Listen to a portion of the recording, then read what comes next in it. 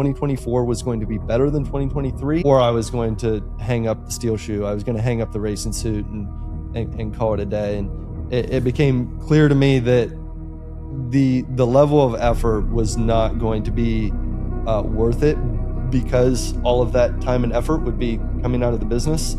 And it became more and more clear to me that there gets to be a point where it doesn't matter how much money is in the bank account, you just can't afford to break your leg. Yeah. And flat track motorcycle racing is a very dangerous sport. Not that I can't look past that, but when there's employees and customers and very legitimate overhead, I can't afford to wake up in a hospital bed. I'd rather be sidelined trying to achieve greatness than watch greatness achieved and it only set on the sideline. Now introducing your host, Jacob Emery. This episode of the Iron and Infrastructure Podcast is brought to you by Unlocking Greatness with Jacob Emery, a coaching community built for those ready to become the strongest version of themselves. Weekly calls, proven playbooks, and a community built to grow. Greatness is not given, it's unlocked. Join us today at jacobemery.com or DM coach at jacobemery44 on all social media platforms. Welcome to another edition of the Iron and Infrastructure Podcast. Ladies and gentlemen, today we have a superhuman. This show is brought to you by Lowery's Job Shop. Jeffery Lowery, welcome to the show. I appreciate it. So glad to be here. I've been on podcasts before, but never an in-person podcast. And I think that I'm really looking forward to it because I think that this is the way. So I appreciate it. It's going to be fun. It definitely is a different experience. It's a lot different. Me and you sitting here seeing behind the scenes and going through everything we did before this. It's a much different experience than looking at your computer screen. And it's more personal. We talked a lot before we started recording about a multitude of things, specifically AI and the acceleration of AI. Got to show you some stuff that I've been putting together and incredible things in the wood burner right now. So really exciting stuff there. But I want to learn more about Jeffery Lowery as a person. Let's go back a little bit in time. You have a business now, but before we talk about the business itself, give me the backstory. What is the story of Jeffery Lowery? Yeah, so I grew up not far down the road, St. Louisville, Ohio, and I would say fairly normal middle-class upbringing. I think very fondly of my childhood. The only, or I'll say the biggest different factor I had to my childhood was that I grew up racing motorcycles. I think that every 4-year-old likes motorcycles and wants to race motorcycles, and I was lucky enough to have parents to support that dream. So I got my first dirt bike when I was 3, started racing at 4, and really just fell in love with it. And I remember there were so many times going to the races from the time I was a little kid all the way to through being an adult. We'd be going and my dad would get all excited when he would see a boat or a lake and say, "Come on, boy, like we can sell the bikes. We could sell the bikes. We could sell all this stuff. We could go buy a pontoon boat. I'll buy you a pontoon boat this year. We'll go to the lake. Next year we'll buy jet skis. We'll go fishing. It'll be great." And I never took it as anything more than a joke because I was so dead set on racing motorcycles. I was so passionate. I was so competitive, and it was never a debate in my mind. And looking back now, I can see that my dad was fairly serious about those offers at times. But it was just a complete passion project of mine. So from the time I was 4 years old up through 2023, racing was my main North Star. And I had a lot of fun with it, learned a lot of lessons the hard way. There were a lot of periods where I had success that I was proud of, and there were other periods where we struggled, and I learned a lot of lessons the hard way. But I raced flat track motorcycles specifically, so it's dirt oval racing. My dad raced a lot of hare scrambles and different kinds of woods racing, so I was certainly introduced to that at a young age.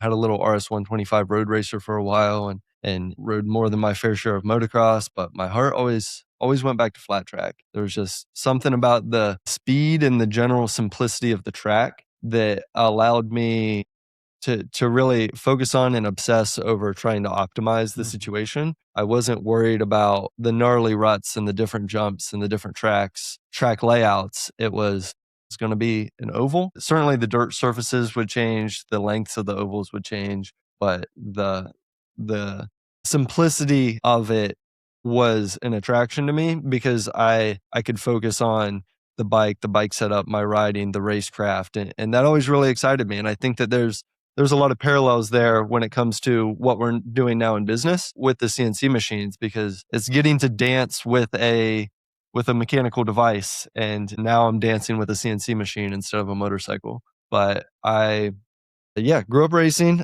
I had a lot of success as an amateur. In flat track, they have what they call the national championship event, which is a week-long event. Typically, you race, it's 4 different days of racing on 4 different tracks. And at the end of the week, based on how you finished, you're assigned points. And at the end of the week, you're crowned the national champion. And I was fortunate enough to win the overall national championship on every size bike that I rode growing up. Wow. So 50s, 65s, 85s, 250s, then 450s. And then there are other awards that go along with it along the way. The top one being what they call the Horizon Award. And I was fortunate enough to win that in 2013. I was fortunate enough to be on the cover of the AMA magazine for doing that, and had a lot of fun with it, had a lot of momentum with it. And honestly, when I stepped into the professional ranks, I learned a lot of lessons the hard way. The fitness, the strategy, the motorcycles, it all levels up in ways that we struggled with. At times we did better than others, but there was a big difference there. And I think something that captures it pretty well was, it would have been, I think, the end of 2018, one of my best friends from high school came with me to a race for one of the first times. And it wasn't one of the big pro races, but there were a lot of people there. It was a big turnout for an amateur event. And it was over in Western Ohio. And in the open money class, there was probably 25 or 30 people that had signed up for the day. And there were 2 top pros there that showed up in Freightliners with their full-time mechanics. These are full-time riders that They don't paid a own lot the of money to do it, motorcycles. They're showing up to the setup to race. And at the end of the day, I ended up finishing 3rd, and those 2 beat me. And when we left there, I was all excited. I was happy with the results, but I was talking to him. I was like, man, those first 2 laps, I almost held pace. Like, man, we're going to do this to improve the bike. We're doing this to improve the bike. I'm doing this to try to improve my fitness. Like, this is all coming together. And my friend just kind of took a second to say, dude, you're comparing yourself to a completely different league. We're in a cargo van right now. You're building these bikes. Like, you're racing out of the back of a cargo van. They're racing out of the backs of Freightliners. And I appreciate that reframe. And I'm super grateful for the time that I had, the lessons that I learned. And I think very highly of my childhood in general. But when we were racing against other guys in pickup trucks and cargo vans, we would do very well. And the competing against guys in Freightliners and semi trucks was more of a stretch. But my last year of racing was 2023. It was arguably my most competitive year. I guess first off, let me back up. I started the business in 2020 and thought that I was going to be done racing. And I had met a guy in Columbus who I'm still very good friends with. And he, towards the end of, it was probably the middle of the summer of 2020, he's like, hey man, if you want me to get some of your bikes ready, there's some races later this summer in Ohio, some smaller races, are paying a little bit of money. Like, I can get your bikes ready. And if you want to go racing, we can give this a try. And we did. And those races went very well. And from there, it was like, okay, I'm not done quite yet. And retap the vein, right? Like, be addicted to it. Yeah, absolutely. And so with him really doing a huge percentage of the legwork of leading the racing program, we raced in 2021, 2022, then 2023. And there was huge growth each of those years. And quite frankly, the business was doing better. So we could financially put more towards racing, but also we were building on what we were doing. And in 2023, because of life circumstances, he had to take a step back with a wife and kids and a full-time job. The reality that there's only 24 hours in a day sets in pretty quick. And I respect that and totally understand that. 2023 was a solid year for us in the top professional level of flat track racing. We finished in the top 10 twice that year. We went to 10 races. I qualified for the main event, 9 out of the 10 races, finishing in the top 10 twice. And really, we were in a position that 2024 was going to be even bigger and better yet. But after some things got shifted around, it really felt like I was trying to jam a square peg into a round hole. We were in a position where I didn't want to take a step back. It was going to be a matter of 2024 was going to be better than 2023, or I was going to hang up the steel shoe. I was going to hang up the racing suit and call it a day. And it became clear to me that the level of effort was not going to be worth it, because all of that time and effort would be coming out of the business. It became more and more clear to me that there gets to be a point where it doesn't matter how much money is in the bank account. You just can't afford to break your leg. Yeah. And flat track motorcycle racing is a very dangerous sport.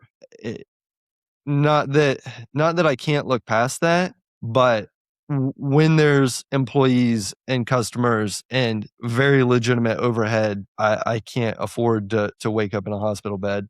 2023 took a step back from it. The business has been growing very well since then. We're rocking and rolling. In general, we're a CNC machine shop.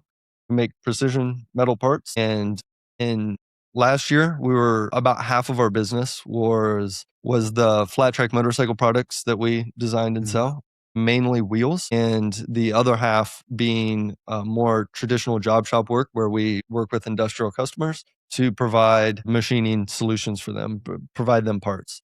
And so last year was about half and half. The job shop side of our business is doing very well. It's going to be notably more than half this year, but we're still making wheels, still trying to take care of the flat track community where we can. And we're definitely not done dabbling in the motorsports world. We want to expand beyond flat track. As much as I love flat track, it's not a very large market. So from a business perspective, there's only so much growth there. But street bikes and other forms of racing are certainly in our future once we have more space. I want to go back to something that kind of hit me when you're talking about flat track and the physical pursuit of it. What is it like flat track versus motocross as far as energy level that you need to have, stamina, the physical? Motocross, I would put it against any sport as far as demand that it has on your body, athletic ability, agility in general, like just ankle mobility being in place is huge, right? Like the amount of times that you probably almost came off the pegs or fell off the bike, hit a jump awkwardly, a leg kicks out, like you almost have to be a ballerina of sorts. Yoga is a big staple. Obviously, stamina has got to be a thing, but what's the difference between motocross and flat track? Yeah, it's different, but there are a lot of parallels. We're in a super fortunate position geographically because from our house, we have 4 legitimate motocross tracks within 30 minutes of us. So I was fortunate enough to be able to ride a lot of motocross, which is a lot more affordable and a lot more accessible than flat track. And motocross is a little bit more harsh when it comes to the physical intensity of it. As far as you're not casing a 120-foot triple in flat track. Upper body is like taxed a lot of time, right? Right. But on flat track, the motorcycle's heavier, you're going a lot faster.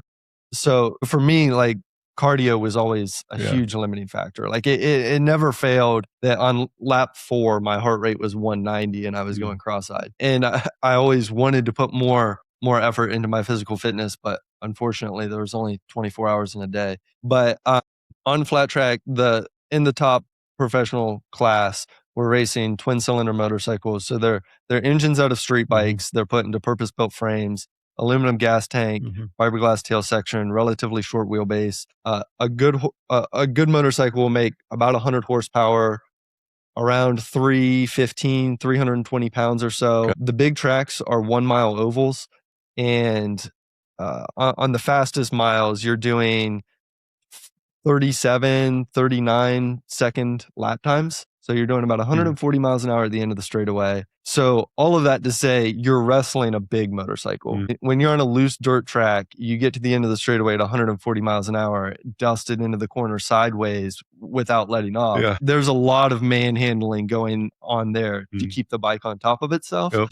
It becomes very physically taxing, much more than what the general person's intuition would Right. expect. Going fast isn't hard, but slowing down and control is got to be extreme. I've never done that, but just from riding on the street a little bit, I wasn't scared to go fast. I was scared to go fast and slow back down, though. That's a whole different animal. Yes. Whenever obstacles in front of you, obviously, but controlling the front end. But then you're going into a turn where you're laying the bike over 315 pounds at 140 coming to a stop pretty quick.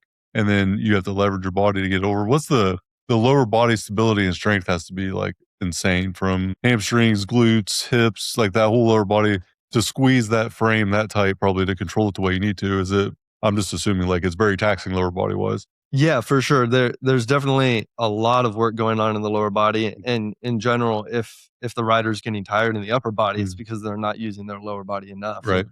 On the straightaways, the goal is to get as aerodynamic as possible. So a lot of the times it's chin on the gas tank or just about, and then the left hand, you take off the handlebar and reach down in front of the gas tank just to eliminate that left shoulder. Did you have like a special grip or anything there? Nope. You just place it there. Yeah, pretty much. And when you do that, especially on the rough tracks, you got to hold on to the motorcycle with your legs, because it's fine if the motorcycle starts moving as long as you're moving with it. Yes. As long as you're tight to it. Exactly. Yeah. As soon as you lose track of what that motorcycle is doing under you is when it gets ugly. Disconnection in that regard has to be the worst like possible thing, right? Yes, absolutely. Absolutely. And a lot of the action is in the hips. When you set the motorcycle sideways and your left foot is out, we have what we call a steel shoe that goes on the boot to be able to slide on the dirt easier. But a lot of that rotation of the motorcycle is happening with the hips.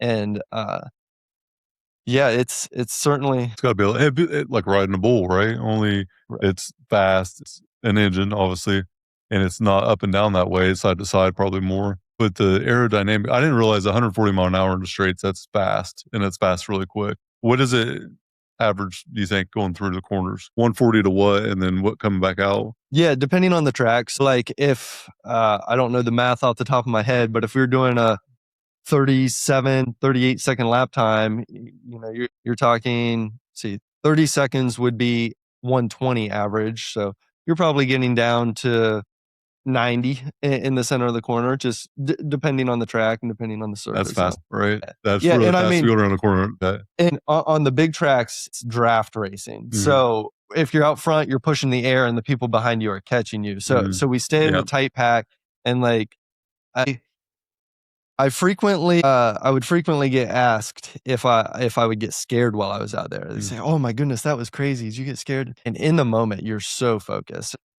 You're so in the zone, and it was always so easy to get in the zone. You don't have a choice, right? It's literally life or death if you're not careful. Yeah. As soon as you roll up to the starting line, the voice in your head goes away. It's just focus. And I would tell people that I don't get scared until afterwards. When I run through it in my mind of like, holy cow, that was gnarly. Like, I mean, be it rubbing your outside elbow on the wall on the outside, or like I have leather gloves that are scraped on the inside where going through the corner, you hit the inside guardrail with your left hand. You look back on moments like that. Wow. And I mean, with that said, it's kind of the sad thing to think about is I probably won't ever experience that level of adrenaline and intensity again. You talk about a thrill. Unfortunately, I'll probably never experience it again, but I will forever be grateful and forever reflect on the lessons learned in that. Absolutely. I mean, I raced motocross from probably started riding a bike not till I was like 11 or 12. So I had a late start, which if you're going to be elite at all, you have to start where you did, right? Like there's not too many pros that start out past the age of 5 or 6. That would be like a late bloomer almost. And I was big, I was awkward, I'm uncoordinated, I'm not in shape at all, I'm not athletic at all. And I was the absolute dumpster fire of motocross for the longest time. And then I just started being fearless or brainless maybe, because I wouldn't care about how fast I was as much as how high I would go or how far I would go on a jump. And it was almost like that was my daredevil in me at that point. I absolutely loved to jump shit. And I would try something that I was so underskilled and unable to do, and only almost killed myself like 90% of the time. Barry Cliff is probably very close to you. You probably rode out there a lot, I'm assuming. So in 2005, I believe, is when it kind of originated. Me and TJ Hartshorn, I don't know if you knew TJ or not. I recognize the name. Okay, so his whole family raced. Him, his older brother Travis, his dad raced for years. Hell, he was riding till he was like 70 years old. I think he still has a bike. He still don't ride anymore. But the whole family raced. He was really good. And, we demoed that track at the very beginning. So a dozer from R&R Pipeline was out there building the track, and then we were like the test dummies. And that was in 2005, and I think it launched in 2006 as far as the public. Had an absolute blast doing that. But I grew a lot, so I went from an 80 to an 85 like the following year when Yamaha came out with the YZ85. And then I went from that to 125 to a 450. So I went from YZ 125 to CRF 450 in that calendar year because I grew like 6 inches and I was too big for anything, smaller. And that 125 couldn't carry my big ass around at all. But the thrill, like what you're talking about, of being up in the air, I can still visualize it and feel it today. It almost like when I'm watching the sport now, I'm still a fan of the sport and I watch it. I'm like, oh shit, it makes me cringe because I can visualize and feel that moment of helplessness 20 feet in the air.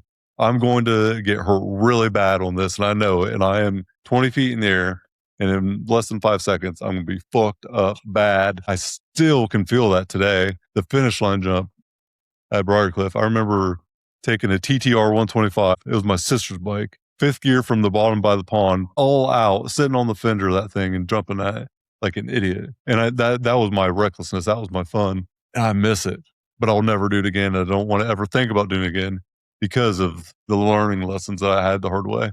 But man, for you at an elite level like that, you still were passionate about it. You're never going to have that feeling again, more than likely. But you probably had to shift now to what we're here for, the business, right? Did you have to just reclassify what winning looks like for yourself? Like that part of your life isn't over. You're just in a different role with that part of your life. You're not the racer anymore. Now you're a business guy. You're kind of like a pioneer for your age and what you're doing. You have a very specific niche. You're very skilled, very high level business guy already. And now you're getting ready to ascend into this next level of growth. It's just reclassifying what a win looks like. And it's probably it's a transition, but it's probably hard in that moment to realize like them days are no longer going to be here like they used to. Michael Jordan at his Hall of Fame speech, man, he was pissed that he couldn't go play basketball anymore.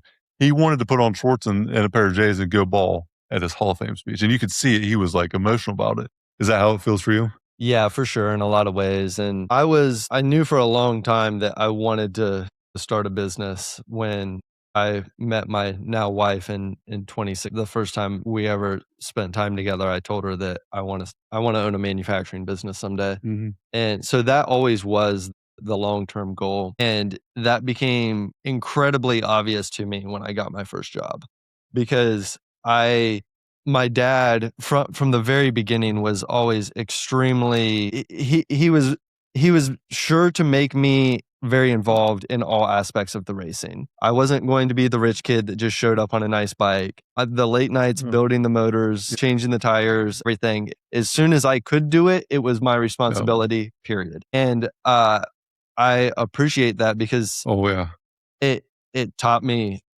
a lot.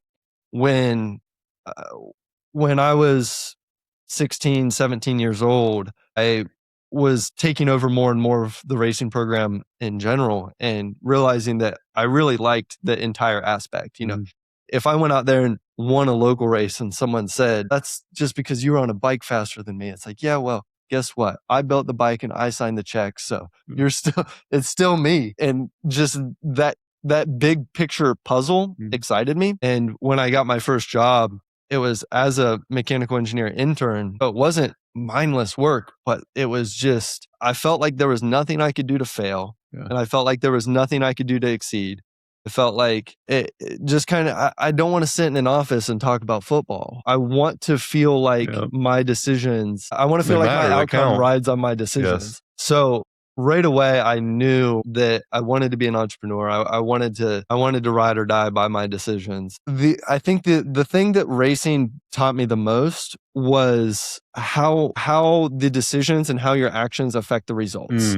Because I think that, especially in the world of engineering, you have a lot of people doing a lot of stuff to justify their job position, not to achieve end objectives. And when you're racing, I love how black and white it is. Hey, we're going to make this motorcycle adjustment. Hey, I'm going to I'm going to focus on this from a riding style perspective. We're going to try this. We're going to try that. Well, what order did you cross the finish line in? You have a starting line and a finish line. Who's first? Right. And like, Yeah. I realized fairly early on that it was relatively easy to collect data. It was relatively easy to look at what was happening, and it was relatively hard to actually implement change to make things better. And I think that I've never fought. I've never done any kind of formal martial arts or anything like that. But the analogy that I've thought of is that it must be kind of like boxing or fighting, in that I'm a fairly athletic person, but it doesn't matter how much time I spend watching videos or talking to a coach. The first time I step into a ring, I'm going to get punched in the face, and I'm not going to be able to dodge it. And vice versa, I'm not going to be able to land a punch. And business, I feel like there's a lot of parallels there where a great coach helps, great content consumption helps, but you're going to get punched in the face. And it's not until you get punched in the face that you learn how to dodge it. And I feel like a lot of my face punches happened while racing motorcycles, where I said, I'm going to do this. I'm going to work this overtime at my part-time job so that way I can afford this for the motorcycle and it's going to help so much. Well, turns out it didn't help that much. And that time spent overtime would have been better spent training. And I actually didn't get better.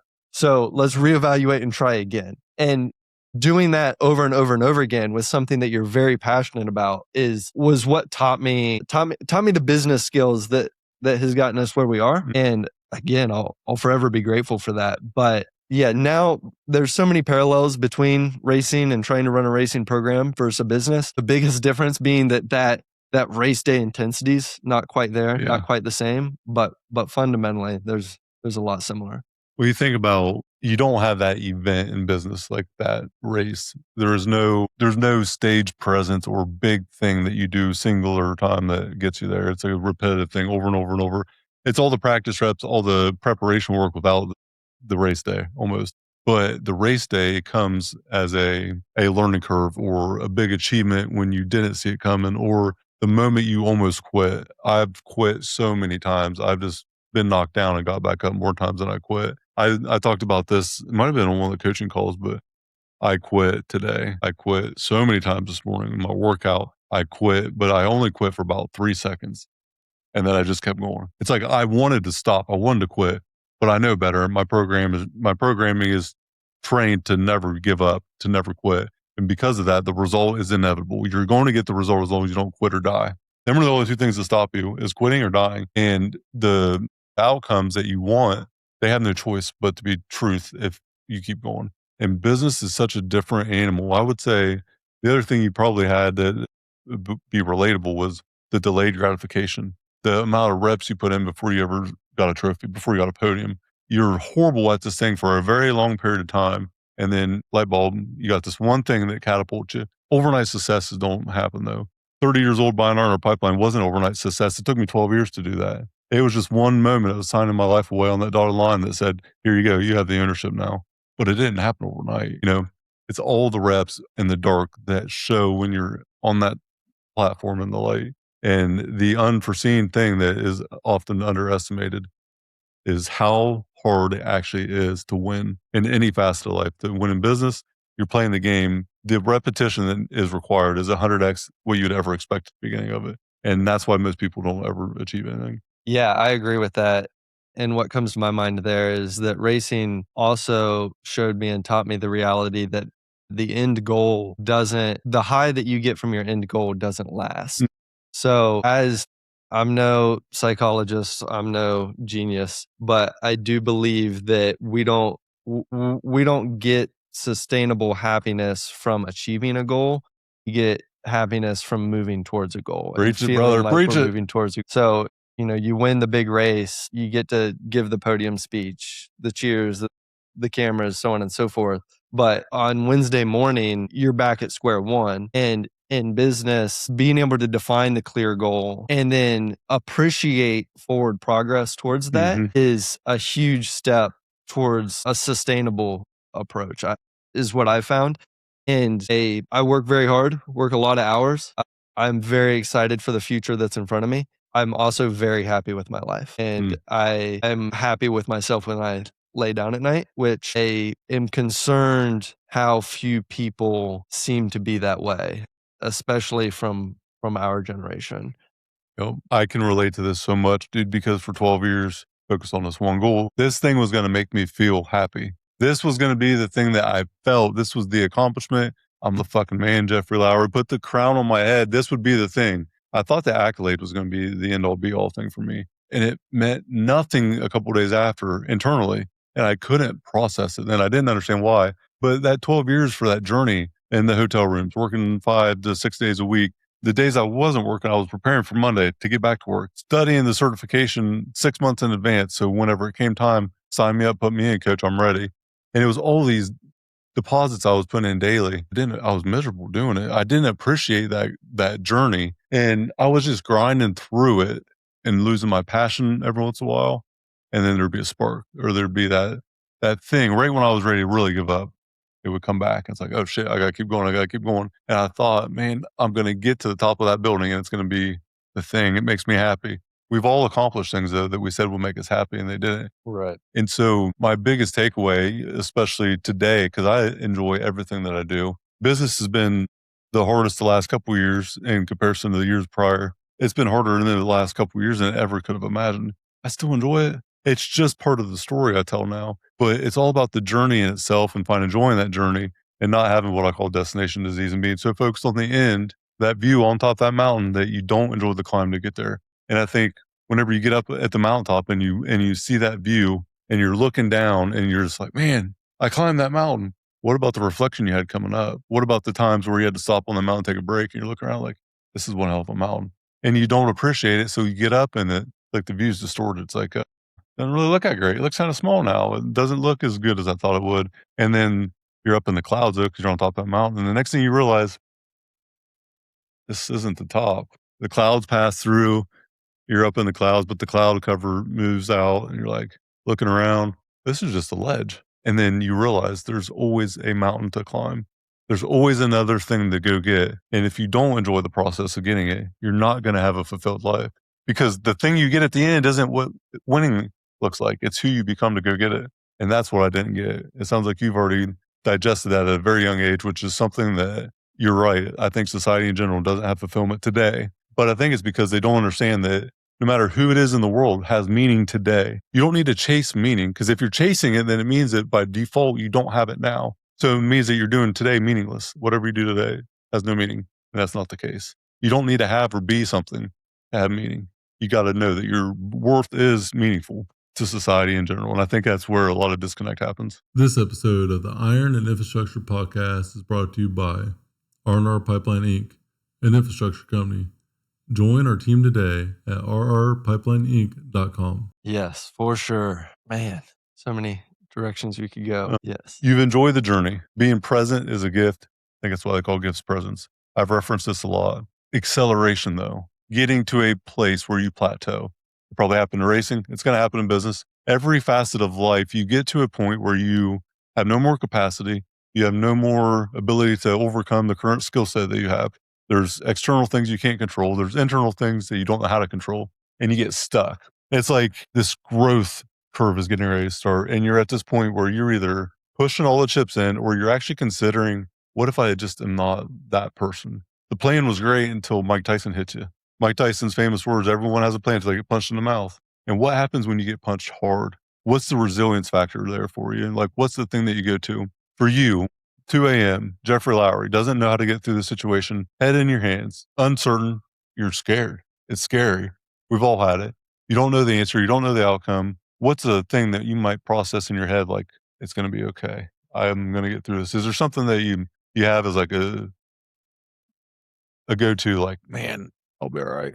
Yeah, I guess I have a couple mental tricks, but I think the first thing I want to say is to reference something that you bring up, is that just to stay good and to learn how to stay good and not extremely over the top great when things go well, and to learn how to manage that when things aren't going well. Mm-hmm. So I don't think that it starts at 2 a.m. when things are really bad. It starts at when you scrap a part, when you break an expensive cutting tool, we all make mistakes. And just about the time that you think you don't make mistakes, you'll be humbled very quickly. So learning how to regulate that before things get really bad helps a lot. And I think that the two mental games that are cues that I use, one being what if. Like if I find myself in a negative spiral, I'll say what if, and that is what if it all goes right? What if it all goes well? Like what, oh man, this job's going to be late. This customer is going to leave us. This is going to go horribly. This is going to be bad. All the bills are still going to be due, so on and so forth. Or what if we pull through this and everything goes as well as I could possibly hope? So that what if question is something that I'll make myself answer. It's not just like a quick reminder and then go back to the negative. It's take a second, force yourself to answer the question, what if it all goes well? And then another reframe that I frequently use when things are a little sideways is I'll ask myself that as bad as this moment is right now, as tough as this is, as much pain as I'm feeling, if I was 80 years old and I could only relive 1 hour of being 28, would I relive this hour, or would it be so bad that I would say, no way? Every time. And it's not even close. Of course I would relive this hour. If I was 80 years old and my health was deteriorated and all of this is behind me, I would relive this hour every time. And not just that, but then you can ask yourself, okay, if 80-year-old me was in my shoes right now, what would he recognize? And he would look around and say, oh, wow, like there's my dog that I haven't seen in 40 years. Like, let's not take that for granted. Oh man, good. Wow, my wife's beautiful. Of course, at 80 years old, my wife's going to be beautiful, but at 28, woo, like just not taking that stuff for granted and not getting overwhelmed with the negativity that you forget to see the flowers. It's about perspective, right? And I think perspective is overarching one of the main drivers of good or bad in our life. Everybody that is alive has survived every challenge they've ever faced. Outside of death, everything that we have as a setback or failure or negativity is nothing more than psychological. So to stop the mental train wreck, you can believe in the worst possible outcome. You can believe in the best. If you can be in a bad mood for no reason, you can be in a good mood for the same exact reason of no meaning. So stopping and challenging your own internal survival instincts mentally and having the cognitive ability to say, you know what? My brain is going down a rabbit hole right now. Hypotheticals are hypocritical. And I think I hate hypotheticals because hypotheticals sometimes are based off logic. This happened this last time. It could happen again. So a lot of time hypotheticals are logical driven things. A lot of times they're also anxiety driven things. Logic is going to take you 80% or better most of the time, but then experience, emotional state, fear, risk, them things have to be considered. And then you have to have faith that's going to work in your heart. And I think that is where a lot of people miss hypotheticals because of fear driven outcomes in the past or things that could have went wrong in the past that did or didn't, but also could be a future thing. They can be demoralizing. I choose to have faith that it's going to turn out better than it ever has before. And I choose to have faith in believing in the right thing that will happen because how you view it is how you do it. So if you think it's going to be the worst possible case outcome, I guarantee that's what you're going to get because that's what you're focused on. And what you focus on expands no matter what. So if you continue to spiral in this bad mood, that's exactly what you're going to end up becoming is in a bad mood and get that bad outcome. But to stop and challenge your own brain and say, you know what, I am going down this rabbit hole and having that cue to say, this is not a good trend. What if my favorite question in the world, the one answer that I always have an answer for with a question is what if? What if I would have had this thing? What if I would have tried that? What if I would have helped that person that day? I will never not know that answer. That is one of the questions that I have to know the answer to. What if is not something I'll take to my deathbed? Yeah. Because that means that I had a conviction of some sort that I wanted to go for this thing or go for that thing, or I wanted to be a better person maybe. What if I would have spent more time with my kids? It's a challenge. You're going to face it one of these days. Like, what if I wanted to work till midnight that night, woke back up at 2 and worked till midnight the following night? What if I would have just not done it and spent time with my kids? There's so many challenges that you face as an entrepreneur, but what if I try to never have that be unanswered? Because I think it's one of the most powerful and one of the shortest questions in the history of mankind. But what if I would have moved to Florida when I wanted to one winter and not pursued our pipeline? What if I would have been a personal trainer? I didn't need to answer them questions because I have the answers now to that. So a lot of the time we also don't have the ability to see how to connect the dots because the storyline hasn't played out yet. And that's why I got to lead with faith. I have to believe that this is going to work out. What if has to also have a priority attached to it? What if I would have never pursued our pipeline? What would my life look like today? What if I would have gave up and not went for the thing? I could not live with that. So I didn't. And now I know the answer to that question. What if? So for you, you're unemployable, it sounds like. Welcome to the crowd. Entrepreneurship is full of a lot of broken C students that are unemployable. That's me at least. But that's a lot of the people in the world that are entrepreneurs. Getting clarity about your vision. You mentioned that earlier, being clear. What do you want your life to look like? Define success. I call it unlocking greatness. To me, everybody has greatness inside of them. It's just the willingness to go for your dream. And actually, this is what I want, and this is what I'm going to go get. And I don't give a fuck who has anything to say about it because their dream doesn't matter like mine does. Because mine is my dream, and no one else can have my dream for me. Your fingerprint, it's yours. No one has the same fingerprint as you do. And that's the same as your dream. So go chase that fucking thing and get it. And don't ever wonder what if. So having that clarity of vision, having that clarity of what you want your life to look like, gives you the ability to create your life by design and not live a life of default to other people. But it's also a lonely road, right? So tell me about that. What's been the big thing for you, like transitioning into the entrepreneurship side? Is there anything, learning lesson, paradigm shattering thing that's happened for you? What's been the biggest thing that stands out right now about your journey in entrepreneurship the last 4 or 5 years?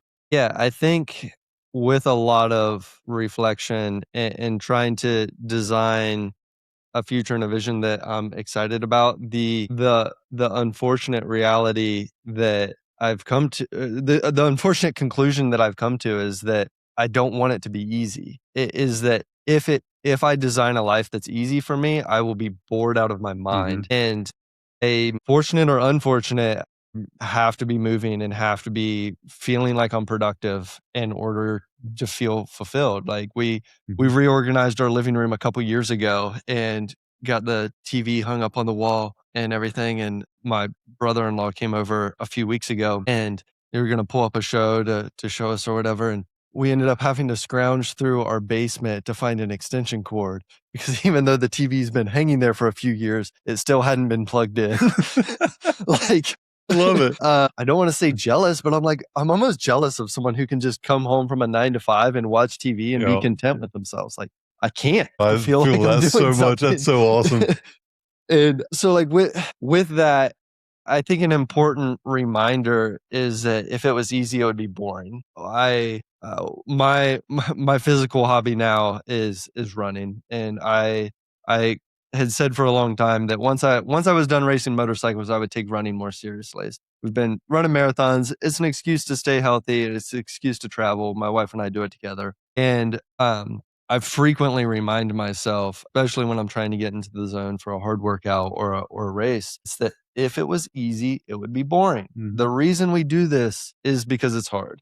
So don't complain about the hard, embrace it. And I feel like that applies to business. I personally don't ever see myself retiring, and I don't want to. I would go crazy. So when thinking about what I want to do and what we're moving forward towards, there's going to be a lot of responsibility in my future. There's going to be a lot of hard goals that I set for myself and that I set for our team. And that excites me. That's what gets me up in the morning. That's what gives me fulfillment when I feel like I'm moving towards that. I'm not trying to make a life where I cash out and then spend the rest of my life on the beach getting drunk and hanging on the beach. Like it's cool that some people can do that. I can't, and I'm not going to try to change that. It's easier to achieve your goals than to denounce them. Like there's if you put $1 billion in my bank account today, you couldn't convince me that I don't need to go to work tomorrow. Like I'm still going to work tomorrow. I always ask that question to people that are lost with their direction. Money, resources, access to time, leverage, everything tomorrow is the same as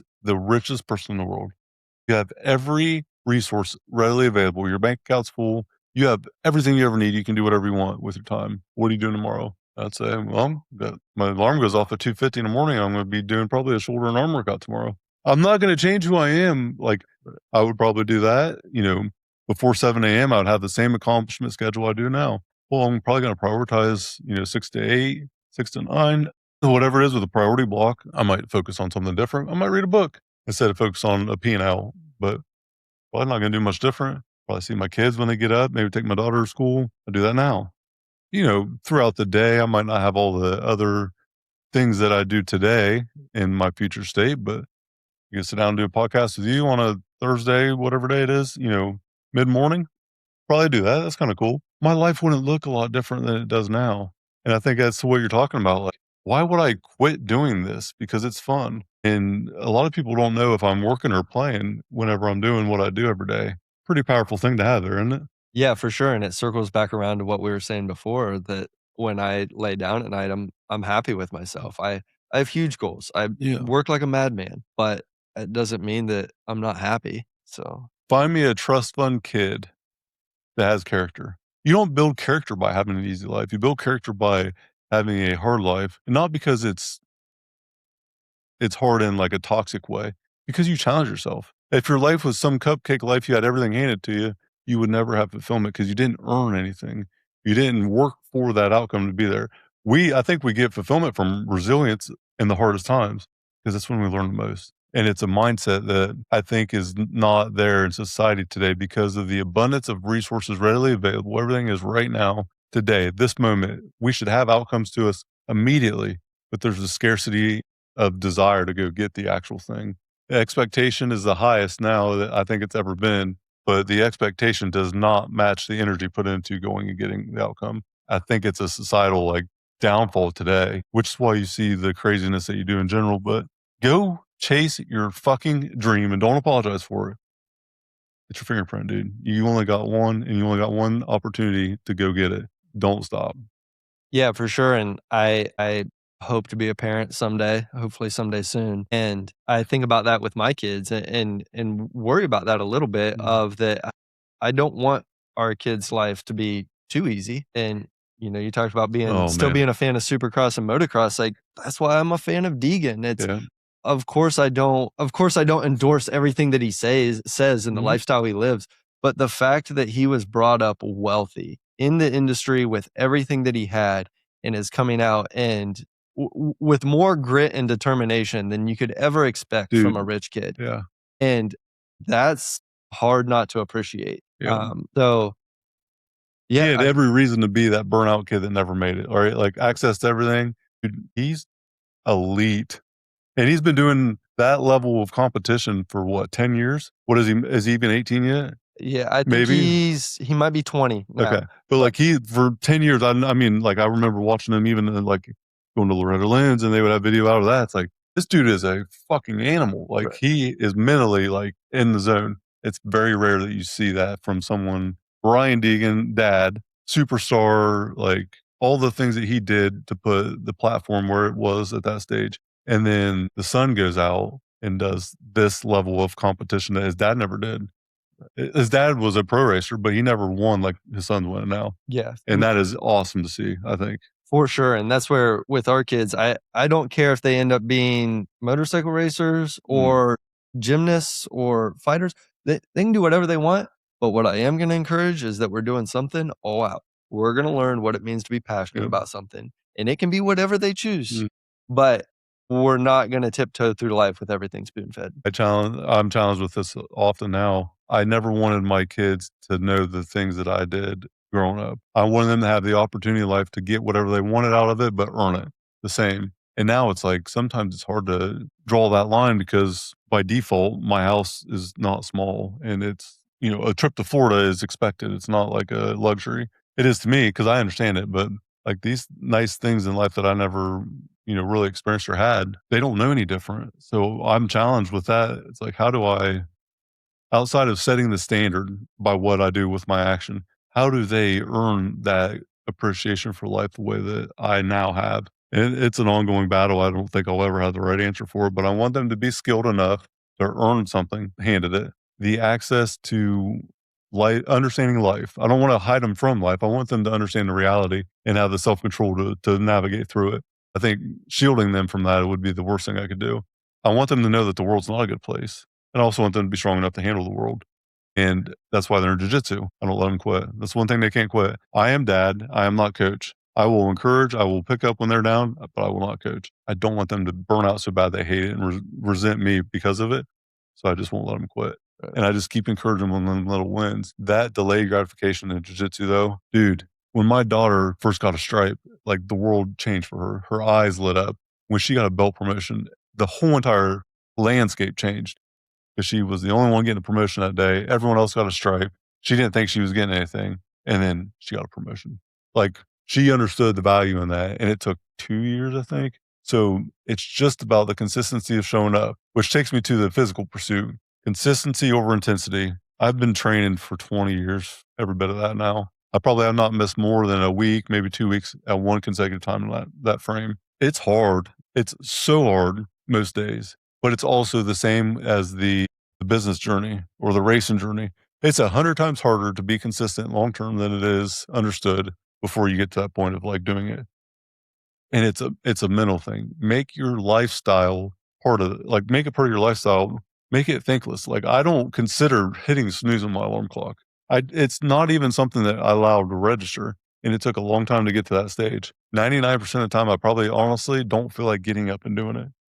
1% of the days, I'm probably actually like up, like pumped about going to do a workout, but I don't register the thought. I just do the thing. If you know what works, why would you quit doing it? I never understood it, why people quit. You took the motocross, flat track, motorcycle pursuit, transitioned into marathons. You're a psychotic fucker entrepreneur. Like, you have to have the outlet, right? Yeah. For me, it's the same. I have to have that outlet to mentally callous myself on the hard thing, to cognitively engage myself on the thing that I know I need to do that day.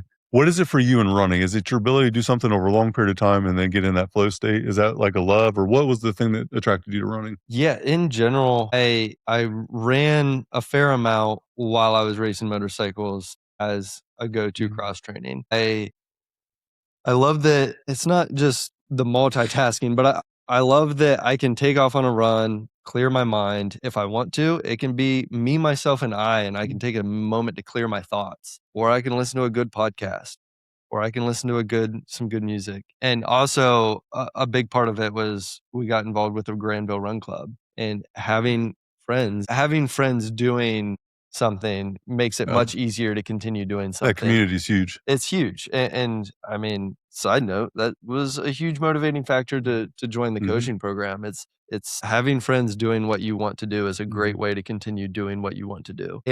But with that, it reminds me of flat track in a lot of ways, in that it's simple enough that I can focus on the optimization. And I like that there's a racing aspect to it. I like that there's there are 5Ks across Ohio every weekend.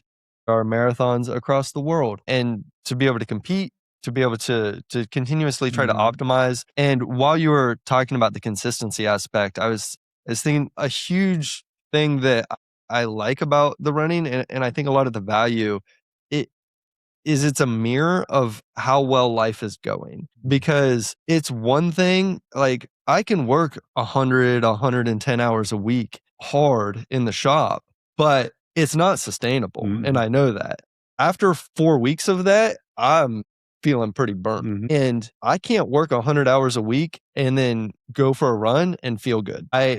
Running, it's a mirror on how I'm doing internally. Because if I'm eating like crap, if I'm not sleeping right, my running tells me that. When all of my ducks are in a row, I feel pretty good while I'm running. And when they're not, it reminds me of that very Body quickly. is your business card, man. Oh, it's so true. Absolutely. And, it's a reflection of how you're doing. It's also just a solid reminder. And when it comes to the consistency, it's a reminder to engineer your life in a way that works. Like, we're super fortunate. My wife and I live next to my dad and live next to my aunt and uncle. We've lived there since 2020, and I have not mowed the grass a single time. And I am super grateful for them doing that. If they didn't do it at this point, I would pay someone else to do it. Absolutely. But the point is that I get to do what I want to do in life because I've engineered a life to do so. And a lot of people say, well, I want to train for a 5K. I want to train for a half marathon, but there's just no way I can make time for it. You're right. And I get it. Life gets in the way. But it's whether life is happening to you or whether for you. whether it's for you and by design. So running is just a consistent look in the mirror for me with that. And I'm slowly getting more and more competitive that it Mm. kind of scratches that competitive Mhm. itch, as you talked before about climbing the mountain, and there's ledges, not necessarily peaks. Mhm. It's all relative. To a lot of people, I might sound fast in a marathon, but I run with people who are faster, and looking around, there's no shortage of people way faster than me. Mhm. But I continue to get better, and the long term aspect of it excites me. And that I was just talking to AI the other day, and it said that the physiological peak age for marathon is 34. So it's like, all right, I got another 6 years before I'm before Yeah. I peak. Like Is that that because long of term. muscle maturity development, time spent doing it, like 25 to I 34 maybe? I guess, Yeah, I was just curious. That's interesting. yeah, I would guess. I don't think anyone would say that a motocrosser would peak at 34, No, so they're they're retired. If they trying. make it to 34, that's an accomplishment. 24, like, is retirement age, right? Right, so the fact that there's some legitimate longevity, and, as I said, I love grinding in the shop.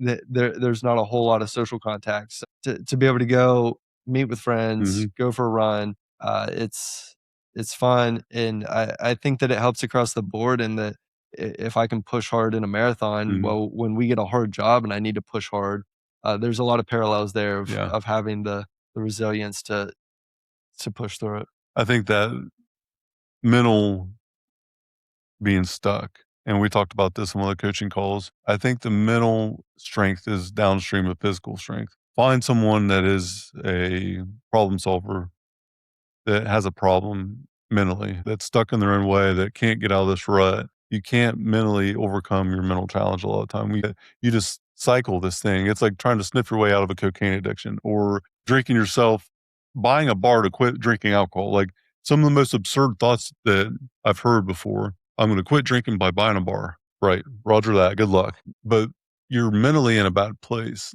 It's because you're trapped in that hamster wheel. You're trying to problem solve with your problem solving, and like you're mentally stuck because you're continuing to mentally recycle this thing, and you're not getting a release cognitively that allows you to reset.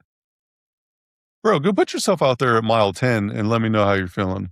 For you, that like I'm gonna go run a marathon. I'm at what, 13 miles halfway, and this shit's starting to get hard. I'm not thinking about my mental capacity at that point. Like with the thing that I was worried about, your freedom of what was weighing you down before is now kind of released because now you got a physical thing right in front of you, got to concentrate on. And just the endorphins, just the natural release that you get. Find me someone that sleeps in 2 hours extra tomorrow versus going and getting a good workout. And I promise you, every time I go work out, I'm going to be in a better mood than maybe sleeping in a little bit extra. I might be tired, but I'm going to be tired even with the extra sleep, but I will be in a better mood by a good workout. I used to have this be a pain point for me when I was young. Got in a little bit of trouble, a little bit chaotic. I went to actually train with Dustin Myers here at Old School Gym, boxing, because I was getting kicked out of the house essentially because of anger management issues, like punching holes in walls, getting in fights all the time. And my solution, go get anger management or don't come back, whatever.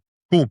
Start boxing. I was not very happy majority of the time, but I'll tell you what, I was a lot happier walking out of the gym than walking into it. That physical release was everything I needed to mentally reset. I think that physical pursuit, and everyone has their own desire, what it is, just have one that you'll consistently do. That's the most important thing. If it's running, go run. If it's lifting, go lift. But figure out what works and what you'll do 3 to 5 times a week, whatever it is, but just move your body into a way that will release that mental drain, that pressure, that pain. Give yourself the opportunity to be successful in life by having that physical self-worth with the output that you have. 10 minutes a day. That's my standard. You got to move your body 10 minutes a day intentionally.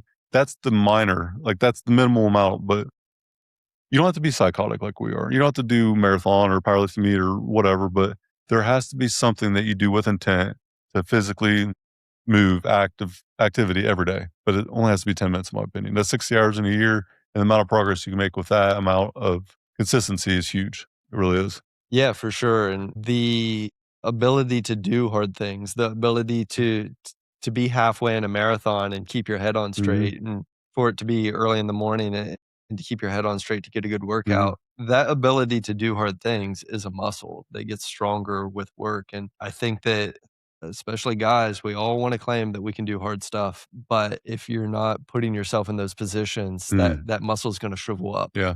And to do that repeatedly, it is going to create growth. Mm-hmm.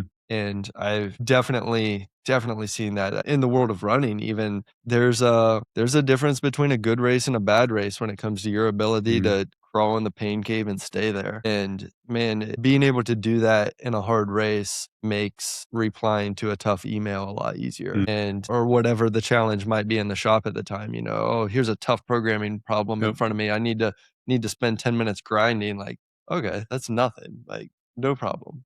It makes the challenges in life not seem that challenging, right? And that's why we do a lot of the physical output. It gives us that we are survival creatures, but we're not surviving. We're more thriving whenever the hard times come because of that physical side. And whatever the pursuit is, I challenge everyone just to find out what works for you and do it consistently. Like the best diet, the one that you'll stick to consistently, that gives you your hair looks the best, your nails, your skin, you feel the best, you look the best. What actually works for you? And not what works for everyone else, but what works for you specifically, and keep it simple. I think you got to schedule the time, your calendar, like it is your lifeline. You have to protect it. And we're not getting more time every day. So, and you don't know how much is left. It's a currency you can't see. So you got to make sure you protect it. Jeffrey, I want to close up and I want you to tell everyone where they can find you at. What is Lowery's Job Shop's location? What do you do and who do you serve? Yeah, so we're in Central Ohio, and we make precision metal parts. So if that's something that you need, you can find us online. We have a website at lowrysjobshop.com, and ultimately on social media, you can find us under the Lowry Racing name. We're on Instagram, Lowry_racing, Facebook. Find us there. We're rocking and rolling. The future is going to be kind, for I intend to invent it. And if you want to follow along and see that journey, give us a follow on social. Come check us out. I appreciate you having me on today. But man, it's been a pleasure for a extraordinary young man. I call him Clark Kent. He's in the group coaching. He's been one of the best, I would say client, but really person in my community that has came in probably very resilient and kind of stubborn in your regard, but then became very open very quickly to asking questions, to receiving something that might not believe to be true, but hearing it and then going and applying and looking into it, and the ability to not be so stubborn and shut down, but be open without reservation. You're probably 10 out of 10 with the amount of people that I've seen not being able to do that. I think the world of you, Jeffrey. I'm excited to see where your business goes. Can't thank you enough for joining the coaching group and for taking what you paid for and applying it to life and getting outcomes. That is such a missed thing. Payment is not optional, but participation is. And the amount of people that have access to free information or paid information and still don't apply it, it destroys me. I hate it. But you are an absolute stand-up person for execution, and I have nothing but the utmost respect for you. You're building a brand. You guys better follow this guy, because I'm telling you what, you have never seen Superman and him in the same room. Clark Kent and him not in the same room. I gotta leave him with the Superman analogy because I think it's amazing. But what you're doing is absolutely incredible. I have nothing but the utmost respect. Go find this man. Get your custom machine parts. You do custom parts, right? Yeah, absolutely. Custom, yeah. So it's not just cookie cutter stuff, right? You got some pretty well-established equipment. You guys cannot wait for everything you're getting ready to do to be showcased to the world, because I think it's going to really show what you're building and how powerful it is. Jeffrey, appreciate you, my friend. This has been another edition of the Iron and Infrastructure Podcast, brought to you by Lowery's Job Shop. It says it right there on the shirt, LJS. Check it out, everyone. Jeffrey Lowery, appreciate your time, and we're out. Stop telling yourself one day. It isn't about one day, it's about day one. Today should be your day one. What you need isn't another day. What you need is clarity with the community to give you confidence to unlock your greatness. That's what the group coaching program is all about. Confidence, clarity, via commitment. Hit the show link in the notes. Let's start unlocking your greatness now, today.